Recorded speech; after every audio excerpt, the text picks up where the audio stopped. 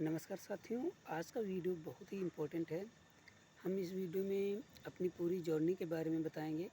आवेदन से लेकर और जॉइनिंग तक का क्या प्रोसेस रहा और किन-किन जगहों पे उतार-चढ़ाव देखने को मिला। और आप लोगों अगर नए हैं और आप गवर्नमेंट जॉब चाहते हैं और आपको पता नहीं कि किस तरीके से जॉइनिंग होती है, तो यह वीडियो आप लोगों के लिए है। मैं आप लोगों को यहाँ पे पूरी जानकारी देने वाला हूँ और इसमें आप लोगों की कोई भी कन्फ्यूज़न अगर रहता है तो कमेंट कर दीजिएगा। मैं उसके बारे में भी आपको अवगत करा दूँगा, क्योंकि मैं भी जब कभी सेलेक्ट नहीं हुआ था तो मुझे भी लगता था कि किस तरीके से जॉइनिंग होगी। बहुत से यूट्यूब चैनल वगैरह सर्च करता रहता था, तो कहीं पे कुछ जानकारियाँ मिल जाती थी, कहीं पे सही जानकारी नहीं मिलती थी। तो ये तो लगा ही रहता यूट्यूब के दुनिया में, मगर आप लोगों को पहचानना है कि कौन-सी जानकारी सही है, कौन-सी गलत है। इसलिए मैं यहाँ पे आप लोगों को बिल्कुल सटीक जानकारी देने वाला हूँ, जिससे कि आपको आगे अगर भविष्य में गवर्नमेंट जॉब में आते हैं आप, तो आपको इन चीज़ों का फ़ायदा मिले और आप आराम से अपनी जॉइनिंग में बिना डरे जॉइन कर पाएँ। तो वीडियो को पूरा देखिएगा और यहाँ पे मैं आपको सभी चीज़ें बताने वाला हूँ, जो आपकी गवर्नमेंट जॉब में जॉइनिंग से संबंधित होती हैं।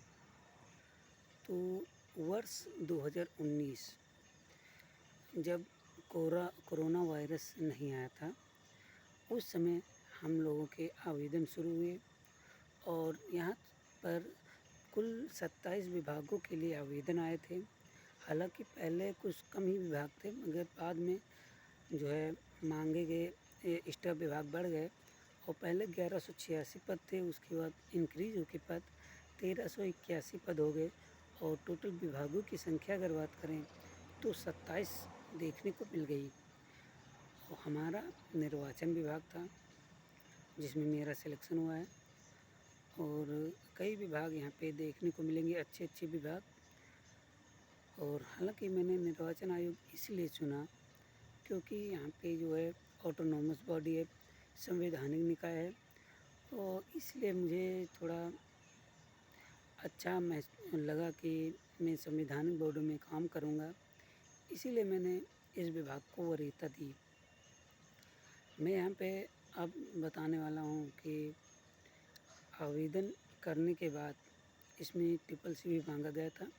ट्रिपल सी मेरे पास था और मैंने आवेदन कर दिया। उसके बाद जब एग्ज़ाम आता है तो 2 दिन एग्ज़ाम होता है, 3 जनवरी और 4 जनवरी 2022 को। 2-2 शिफ्ट में एग्ज़ाम होता, मतलब कि 4 शिफ्ट में एग्ज़ाम कंडक्ट कराया जाता है। 130 क्वेश्चन होते हैं 65 नंबर के। इसमें एकेडमिक भी मिलते थे और कुछ स्पेशल खिलाड़ियों वगैरह को भी नंबर मिलते थे, तो अलग की बात, तो वो सब हटा दिया गया है। अब केवल एकेडमिक रहा है। तो मुझे 65 नंबर के सापेक्ष 130 क्वेश्चन मिले थे। उसमें जो भी कुछ सही रहे हों, तो मेरिट जो गई थी इसकी फाइनल में 76 अप्रॉक्सिमेट गई है। तो वहाँ पे जब मैंने एग्ज़ाम दिया, उसके बाद कोविड का टाइम आ गया और कोरोना वायरस पूरे देश में या पूरी दुनिया में सबको चपेट में लेने लगा। उस समय यहाँ पे लॉकडाउन लग गया और मैं इलाहाबाद में रह के तैयारी करता था, तो वहाँ से मुझे आना पड़ा और मैंने रूम खाली नहीं किया था। मुझे लगा कि हो सकता जल्द ही वापस आ जाएँ, मगर 2-3 महीने बीतने हुए, वापसी का कोई टाइम नहीं लग रहा था। तो मैंने वहीं के फ्रेंड्स से रिक्वेस्ट की कि सामान उठा लेकर और रूम खाली कर दें, तो उन्होंने मेरी हेल्प की और सामान हालाँकि अभी भी उनके पास है, मैं वहाँ पहुँच नहीं सका। तो वहाँ पे रूम खाली करने के बाद मैं घर पे आ गया और पढ़ाई पूरी डिस्टर्ब हो गई। नवंबर 2020 में मेरे बड़े भाई की मैरिज हुई और मैरिज होने के बाद मेरे बड़े भाई की ज़िम्मेदारियाँ भी बढ़ गईं, क्योंकि जब मैं वहाँ रहता था तो वही मेरी मदद करते थे पढ़ाई में। पैसे के बारे में जो भी पैसा लगता था वही मुझे जो भेजते थे। तो इस वजह से ज़िम्मेदारियाँ बढ़ गई और थोड़ा बजट जो है, बजट में थोड़ा दिक्कत आने लगी घर के। तो इसलिए मैं जाने में असमर्थ हो गया। मुझे लगने लगा था कि अब मैं कुछ नहीं कर पाऊँगा, क्योंकि इसका रिज़ल्ट आया नहीं था और मुझे ये भी नहीं पता था कि इसमें मेरा सिलेक्शन हुआ होगा। तो इसलिए बहुत ही कन्फ्यूज़न बन गया था और बहुत ही मैं डिप्रेशन में भी जाने लगा था कि अब लगता है कि कुछ नहीं कर पाऊँगा, क्योंकि एक अगर 5-6 हज़ार रुपये मंथली अगर नहीं होते हैं और आप बाहर रह के तैयारी करते हैं, तो निश्चित रूप से वो बहुत ही परेशानी भरा हो सकता है। इसलिए मुझे लगने लगा था कि अब मैं तैयारी करने का जो है मेरा सपना पूरा नहीं हो पाएगा, सरकारी नौकरी मेरे हाथ से गई। पूरी तरीके से मैं 100% श्योर हो गया था कि मुझे जो है सरकारी नौकरी नहीं मिलेगी। और एक बात मैं बता दूं, मैंने एनटीपीसी में आवेदन किया था। उसमें मैंने जो है सामान्य वर्ग से आवेदन कर दिया। इसके सापेक्ष मुझे एनटीपीसी में टियर 2 के लिए एलिजिबल नहीं माना गया। 70 नंबर मेरिट गई थी ओबीसी की और उससे ज़्यादा ही मेरे नंबर थे, मगर मैंने जनरल से आवेदन किया, इसी वजह से मुझे वहाँ पे बाहर कर दिया गया।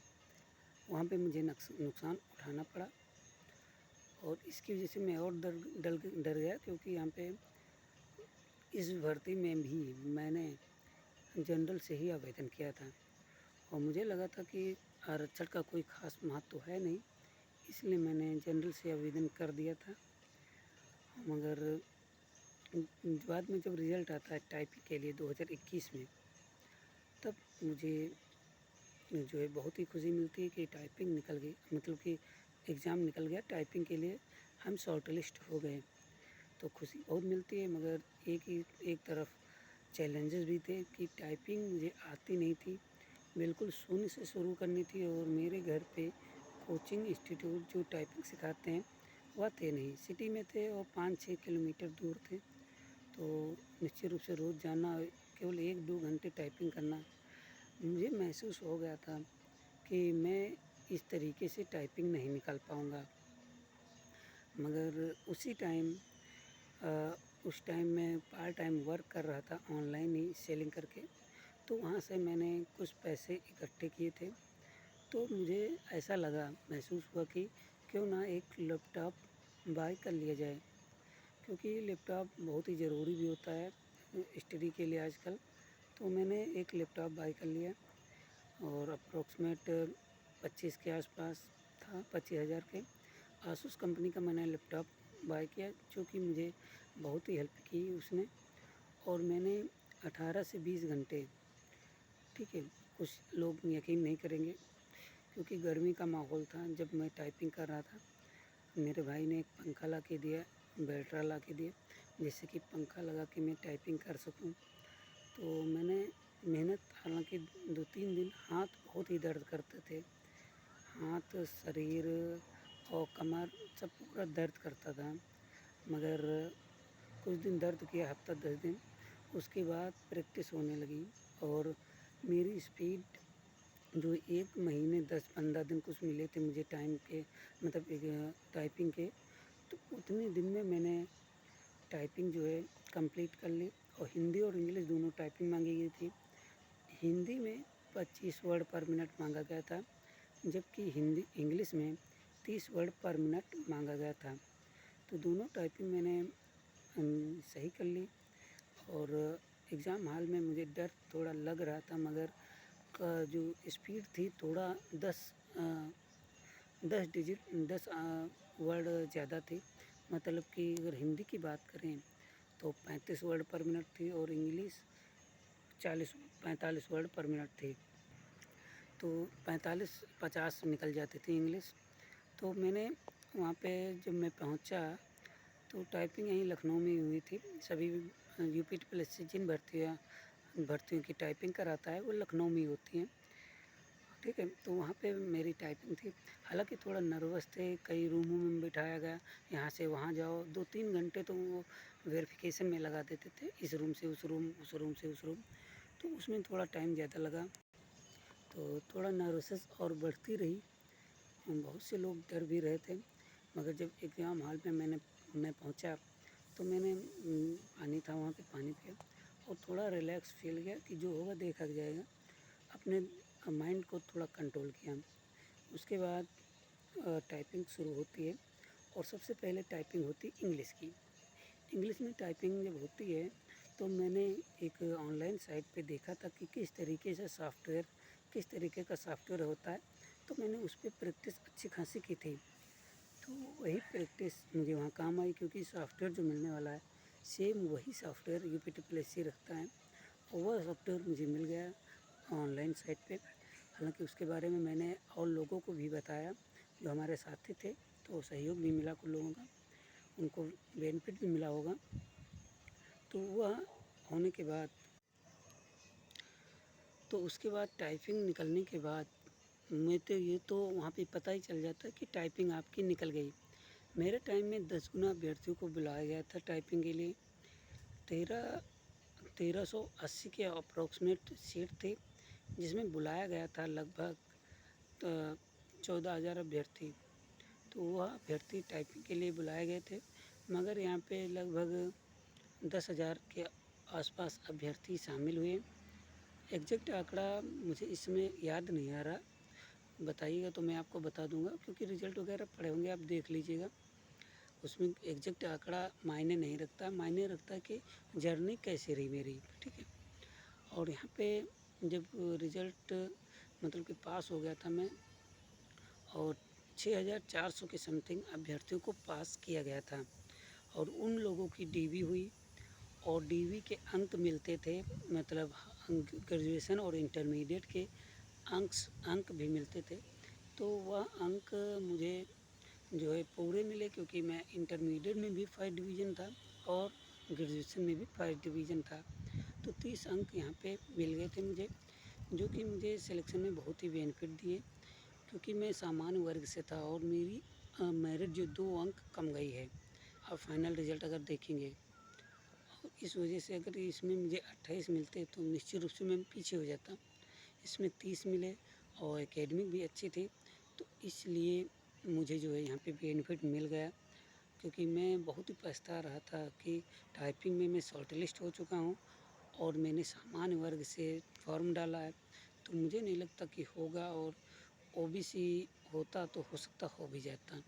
तो ये थोड़ा डर बना हुआ था, मगर मैंने जब एग्ज़ाम दिया था तो मैंने अपना ज़रा सा भी बेनिफिट लेने की सोची नहीं थी कि मैं समझ रहा था कि जब जनरल वाले निकाल सकते तो मैं क्यों नहीं, इसलिए मैंने सामान्य वर्ग से फॉर्म फिल कर दिया था। तो यहाँ पे टाइपिंग के रिज़ल्ट के बाद डीवी आती है, और डीवी में बहुत ही लंबा टाइम 2021 के लास्ट में समथिंग होता है, जुलाई में जो कुछ हो, डेट ध्यान नहीं, 2021 के लास्ट में डीवी होता है। और उसके बाद ये जो रिज़ल्ट आता है हम लोगों का 3 अक्टूबर 2022 सॉरी फरवरी 2022 में डीवी होती है, ठीक है। और 3 अक्टूबर 2022 में मेरा फाइनल रिज़ल्ट आता है, जिसमें कि मेरा रोल नंबर होता है। तो बहुत ही खुशी होती है कि मेरा भी यहाँ पे सिलेक्शन हो गया है। हालांकि अभी विभाग आवंटन होना बाकी था, जो कि 1 मार्च 2023 को विभाग आवंटन होता है। अब इसके बाद यूपीटीपीएससी का काम समाप्त हो चुका होता है, और अब काम विभागों पर छोड़ दिया जाता है। जो फाइलें होती हैं हम लोगों की, वह विभागों को भेज दी जाती हैं। अब आगे की प्रक्रिया विभाग करता है, तो विभाग में भी बहुत ही टाइम लग गया। हम लोग कई बार आयोग भी गए, तब जाके यहाँ पे मुख्यमंत्री महोदय के द्वारा लेटर 13 जुलाई 2023 को मिल गया। लोक भवन में समारोह आयोजित किया गया। उसके बाद हम लोगों को जो है ज्वाइनिंग लेटर मिल गया। ज्वाइनिंग लेटर में कुछ खास नहीं लिखा होता है, सिंपल A4 साइज़ में प्रिंट होता है। वहाँ पे आपके ज़िले का नाम, आपका कार्य, और आपको शपथ पत्र और घोषणा पत्र कौन कौन से लगाने हैं वह लिखा होता है। कोई इसमें ऐसी चीज़ नहीं होती कि आप परेशान हो, कुछ भी नहीं होता। चरित्र प्रमाण पत्र होता, मेडिकल होता है, और पुलिस वेरिफिकेशन का इसमें ज़िक्र नहीं होता, क्योंकि वो विभागीय कार्यवाही होती है। कुछ विभागों में पहले हो जाता है पुलिस वेरिफिकेशन, कुछ में बाद में होता है। और पुलिस वेरिफिकेशन से कोई घबराने की ज़रूरत नहीं है। अगर आपको कोई क्रिमिनल मैटर में मतलब आपका केस नहीं चल रहा, तो आपको कोई दिक्कत नहीं होगी और आप सेफ़ हैं। कोई आपकी दुश्मनी में कुछ भी नहीं कर पाएगा, क्योंकि पुलिस वाले भी इंसान ही होते हैं। किसी को फेक चक्कर में आपको आपकी नौकरी के चक्कर में कोई फेक केस नहीं डालेंगे, ठीक है। बाकी आप लोग अगर थाने से संपर्क कर लेंगे तो जल्द पीवीआर भी हो जाएगा। कुछ विभाग पहले करा लेते हैं, कुछ विभाग बाद में कराते हैं। तो यहाँ पे पीवीआर वगैरह तो मेडिकल वगैरह तो आपका जिस जिस ज़िले में मेडिकल संबोधित होगा, विभाग भेजेगा कि यहाँ से आपको मेडिकल कराना है, वहीं कराना है, वो आराम से हो जाता है। मेडिकल में कोई केवल आई टेस्ट होती हैं और फिजिकल टेस्ट होता है थोड़ा बहुत, कि हाथ पैर सही हैं बस, ठीक है। खड़े करके देखा जाता है। तो ये चीज़ें होती रहती हैं। और अगला बात आती है कि जॉइनिंग में क्या क्या कागज़ बना के जाएं। तो मेडिकल तो कंपलसरी मेडिकल बना के ही जाया जाता है। 2 चरित्र प्रमाण पत्र जो राजपत्रित अधिकारी से बनाए गए हों, जो 6 महीने से ज़्यादा जानते हो, ये लिखाया जाता है। उसके बाद यहाँ पे जो होता है कि शपथ पत्र और घोषणा पत्र 2 तरीके के होते हैं। और सेल्फ अटेस्टेड अपने मतलब कि कोई राजपत्रित अधिकारी से अटेस्टेड डॉक्यूमेंट्स, शैक्षिक डॉक्यूमेंट्स आपको जमा करने होते हैं। जाति प्रमाण पत्र और निवास प्रमाण पत्र, जन्म प्रमाण पत्र, ये सब चीज़ें लगती हैं। जन्म प्रमाण पत्र हाई स्कूल की मार्कशीट मान्य होती है। और ये सब चीज़ें लगाने के बाद घोषणा पत्र और शपथ पत्र आपको वहीं पे जहाँ पे ज्वाइनिंग होगी वहीं पे आपको देने होते हैं। तो शपथ पत्र में आपको एफिडेविट पे बनवाया जाता है 10 रुपये के एफिडेविट पे, और घोषणा पत्र आपको स्वयं लिखना होता है और नीचे सिग्नेचर कर देने होते हैं।